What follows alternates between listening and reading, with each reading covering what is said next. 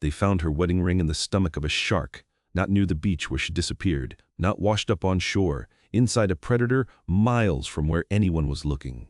And that discovery would unravel a mystery that had haunted a small coastal town for 17 years. This is the story of how one marine biologist's routine day became the key to solving a case that everyone had given up on, a case that would force an entire community to confront what they thought they knew about the ocean, and about the woman who vanished into it. In April of 2006, 32-year-old Rebecca Martinez walked into the waves off Coral Bay and never came back.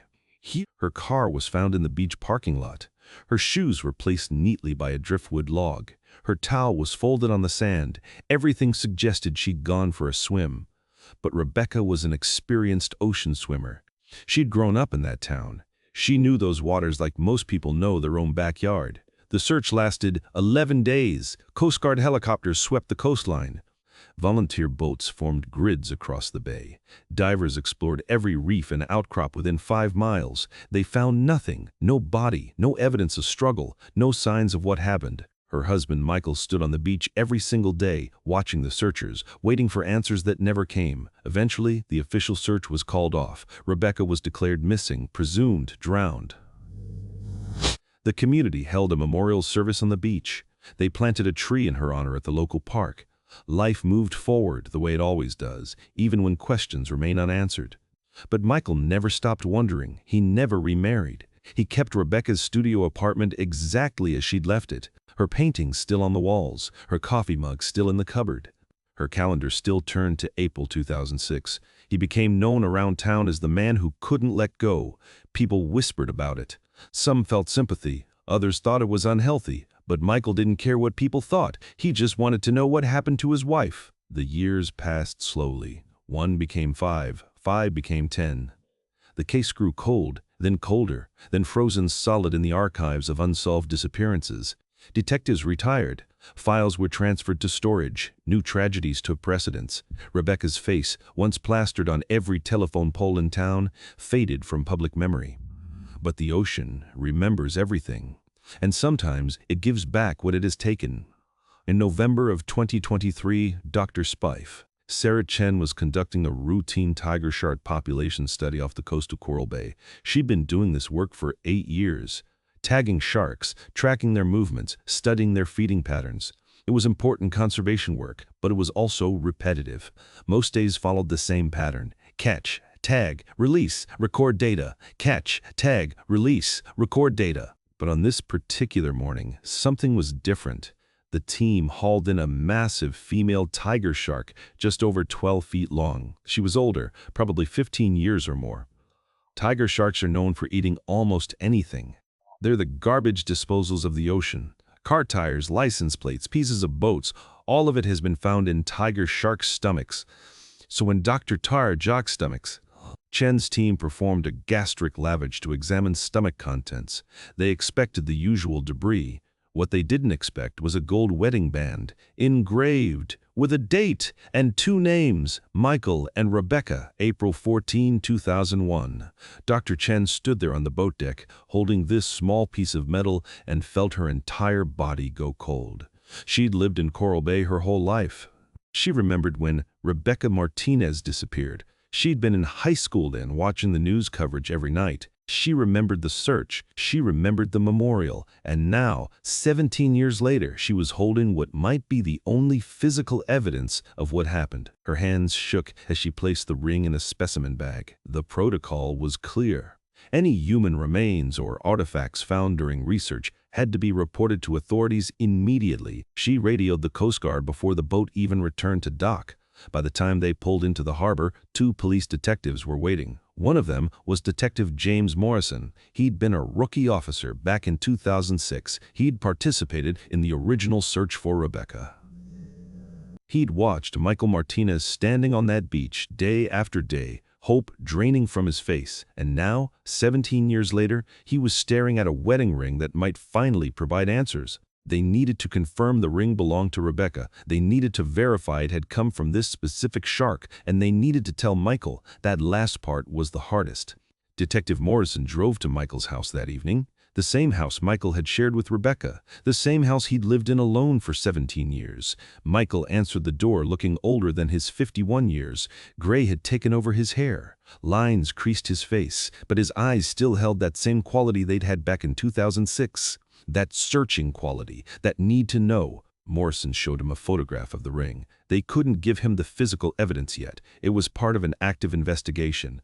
But Michael didn't need to hold it to know it was Rebecca's. He recognized the engraving immediately. He'd had those words carved into the metal 22 years earlier. He'd placed that ring on her finger, and now it had come back. For the first time in 17 years, Michael cried. Not sad tears exactly, not happy tears either, something more complicated. Relief mixed with grief, mixed with confusion. Because a ring didn't explain what happened. It didn't tell him if she'd suffered. It didn't tell him why she'd gone swimming that day. It didn't bring her back, but it was something. After 17 years of nothing, it was something. The investigation reopened immediately. Dr. Chen's team was asked to provide every piece of data they had on the shark, where it had been tagged before, what its movement pattern showed, where it typically hunted. Tiger sharks have large home ranges, sometimes covering hundreds of miles, but this particular shark had been tagged 3 years earlier. The tracking data showed she stayed relatively close to Coral Bay. She rarely ventured more than 20 miles from the coast, which meant she'd likely been in these waters in 2006, which meant she could have encountered Rebecca the day she disappeared. Marine biologists know that tiger sharks are opportunistic feeders.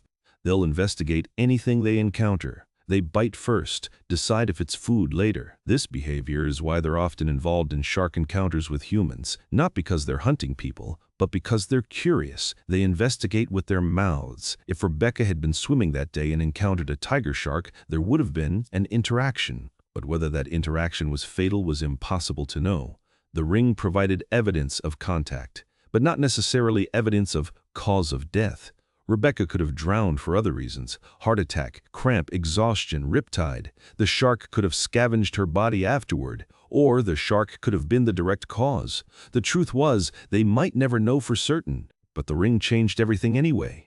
Because it proved Rebecca had gone into the water. It proved she'd encountered marine life. It proved this wasn't a case of foul play on land. The theories that had circulated for years, the whispers about Michael, the speculation about running away, all of it collapsed. Rebecca had entered the ocean.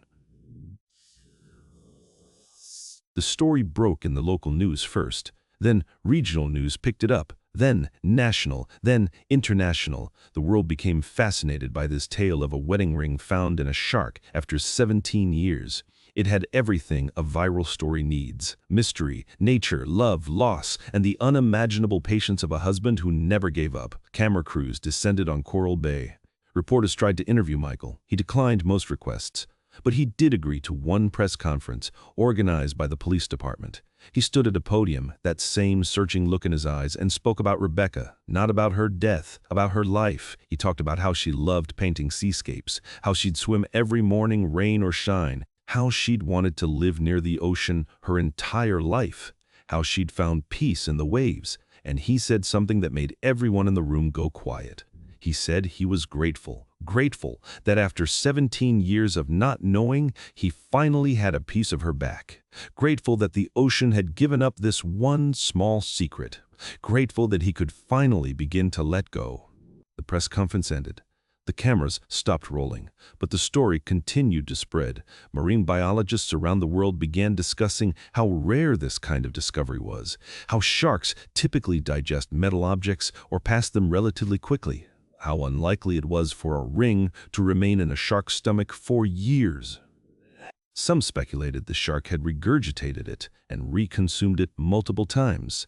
Others thought it might have lodged in stomach tissue. But everyone agreed on one thing: this was extraordinary. Dr. Chen found herself at the center of unexpected attention. She gave interviews about shark behavior, about conservation, about how this discovery highlighted how much we still don't understand about ocean ecosystems. She used the moment to advocate for shark protection, to push back against the immediate calls for shark culls that some local officials proposed. Because the shark hadn't done anything wrong. It had simply been a shark doing what sharks do, and humans enter the ocean at their own risk. That's not cruelty, that's nature.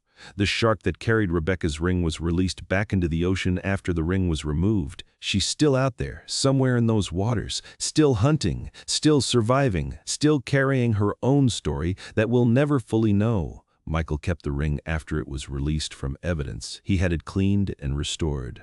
And then he did something unexpected. He went down to the beach where Rebecca had disappeared, the same beach where he'd stood for 11 days in 2006, the same beach where a memorial tree grew with her name on a plaque. He walked to the water's edge. He said a few words, private words that no one else heard, and then he threw the ring back into the ocean. People who witnessed it were shocked. Why would he give it back after fighting so hard to find it? But Michael understood something the rest of us often forget. The ocean had given him a gift, not the ring itself, but the knowledge, the closure, the answer to 17 years of questions, and gifts like that deserve to be honored. Rebecca belonged to the sea now. The ring belonged there too. He walked away from the water that day lighter than he'd been in years. He finally began sorting through Rebecca's things. Not to forget her, but to make space for the rest of his life. He donated her art supplies to a local school. He gave her clothes to charity. He turned her studio into a reading room. He started painting, something he'd never done before. Seascapes like Rebecca used to make. He wasn't very good at first, but he got better. And the act of creating something, of putting brush to canvas, helped him process everything he'd been holding inside. The community watched Michael's transformation with quiet respect. The man who couldn't let go had finally found peace, not because he'd gotten all the answers, but because he'd gotten enough. Today, if you visit Coral Bay, you can still see the memorial tree. You can still visit the beach where Rebecca disappeared, and if you talk to the locals, they'll tell you the story. About the woman who loved the ocean, about the husband who never stopped searching, about the shark that carried a secret for 17 years, about the ring that came back. It's become part of the town's identity now, a reminder that the ocean is both beautiful and dangerous, that nature doesn't owe us explanations, that sometimes the mysteries we carry matter more than the solutions we find, and that love, real love, doesn't end just because someone disappears. Michael still swims sometimes, in those same waters where Rebecca vanished. People think that's strange. But he says it makes him feel close to her. That every time he enters the waves, he's entering the place where she found peace, where she became part of something larger than herself. And maybe that's the real lesson in all of this. We're all just temporary visitors in a world that will outlast us. The ocean was here long before we were. It'll be here long after we're gone. It keeps its secrets. It gives them back when it chooses. And sometimes, if we're patient enough, we get the closure we need. Not always the closure we want, but the closure that allows us to keep living. Rebecca Martinez swam into the ocean in 2006 and never came back. But 17 years later, a piece of her did, a small gold ring with 2 names engraved inside. A reminder that even in the vastness of the sea, even across years of searching, love finds a way to resurface. And sometimes that's enough. If this story moved you, consider hitting that subscribe button because every mystery deserves to be remembered.